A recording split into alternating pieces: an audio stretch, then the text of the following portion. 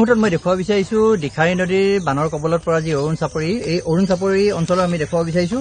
চাওক কি ধৰণে আচলতে মানে ব্যাপক হাৰত আচলতে বাঁহ গছ আদি বিভিন্ন আহি কিন্তু নদীত উটি আহি পিনি কি ধৰণে ইয়াত জমা হৈছে, এয়া মাত্ৰ এটা অংশ দেখুৱাইছো। এই সমগ্ৰ অঞ্চলটোত এনেধৰণে আপুনি এতিয়া কেৱল বাঁহ আৰু গছৰ আপুনি ভাণ্ডাৰ দেখা পাব। এনেধৰণে এয়া চাওক, ইয়াত এটা ভঁৰাল আছিলে, এই স্থানত এই টিঙৰ চালি থকা ঘৰটো ইয়াত এটা ভঁৰাল আছিল, কিন্তু নদীৰ লগত উটি অহা যিখিনি বাঁহ আৰু গছ আছিলে সেই গছসমূহে এই ভঁৰালটো সম্পূৰ্ণৰূপে শেষ কৰি পেলাইছে। আৰু ইয়াত এটা কাষৰীয়া অঞ্চল চাওক, কাষৰ ঘৰটো চাওক, ঘৰটোলৈ যোৱা যি প্ৰৱেশ পথ, এই প্ৰৱেশ পথত সম্পূৰ্ণ এতিয়া ভৰি আছে কেৱল বাঁহ আৰু গছৰ কুণ্ডাৰে। বৃহৎ বৃহৎ কুণ্ডা আহিছে, উটি আহিছে, আৰু এই কুণ্ডাসমূহে সমগ্ৰ গাঁওখনৰ যি খেতি পথাৰৰ পৰা আদি কৰি সকলো নষ্ট কৰি দিলে। আপোনাৰ পৰা জানিব বিচাৰিছোঁ কেনেকুৱা পৰিৱেশটো কি হৈ আছে এতিয়া কওকচোন। আমাৰতো আগত এনেকুৱা নাছিলে, এতিয়া বৰ্তমান তাৰ পৰা আহি কিনি চব বৰবাদ কৰি দিলে। আৰু চাউল আছিলে, ধান আছিলে, চব খেতি খতম। সেইটো কাৰণে আপোনালোকে কি কৰি দিব পাৰে আপোনালোকৰ পৰা? মানে এতিয়া যে আমি এই জেগা দেখিছো, এই জেগাৰ পৰা আগলৈ আৰু কিমান দূৰ এনেকুৱা আমি গছৰ কুণ্ডা বাঁহ সেইবোৰ ভৰি আছে?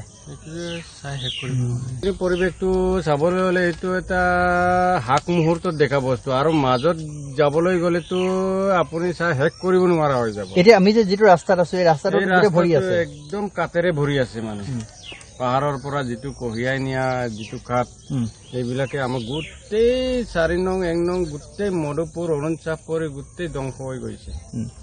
ইয়াৰ খেতি পথাৰ, খেতি পথাৰটো আৰু ক'ব নালাগে, আৰু এতিয়া খেতি পথাৰ আৰু খেতি পথাৰ চব খতম আদায় হৈ গ'ল।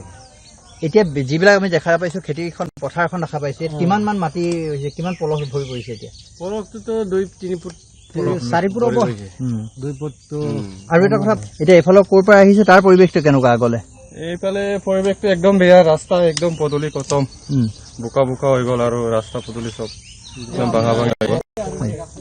আটাইতকৈ গুৰুত্বপূৰ্ণ কথা যে বিধানসভা সমষ্টি, জোনাই বিধানসভা সমষ্টিটো যথেষ্ট ক্ষতিসাধন হৈছে শেহতীয়া যি প্ৰলয়ংকাৰী বান, আৰু এই বানৰ কবলত পৰি আপোনালোকে দেখা পাইছে এইসমূহ কুণ্ডা, এইটো এটা সৰু কুণ্ডা, ঠিক এনেধৰণৰ ডাঙৰ ডাঙৰ বৃহৎ বৃহৎ কুণ্ডা, প্ৰায় 15 ফুট 20 ফুট পৰ্যন্ত দীঘল এটা এটা কুণ্ডা। আৰু এই কুণ্ডাসমূহ উটি আহিছে, উটি আহি ইয়াৰ সন্মুখত যি পাইছে, ঘৰ পাইছে, ভঁৰাল পাইছে, সকলো নষ্ট কৰিছে, খেতি পথাৰ সকলো নষ্ট কৰি দিছে।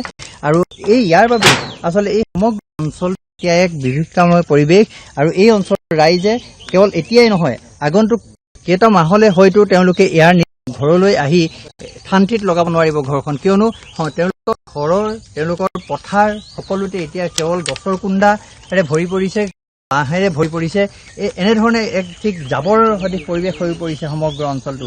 আৰু এই যিসকল লোক, এই গাঁও অৰুণ চাপৰি আৰু মধুপুৰ, এই দুয়োখন গাঁৱৰ যিসকল লোক, তেওঁলোকে বৰ্তমান আশ্ৰয় শিবিৰত আশ্ৰয় গ্ৰহণ কৰি থাকিব লগা এক পৰিৱেশ সৃষ্টি হৈছে।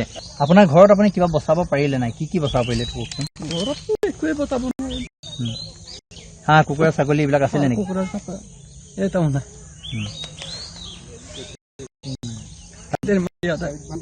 ঘৰৰ যিবিলাক ঘৰুৱা বস্তু সেইবিলাক কি হৈ আছে?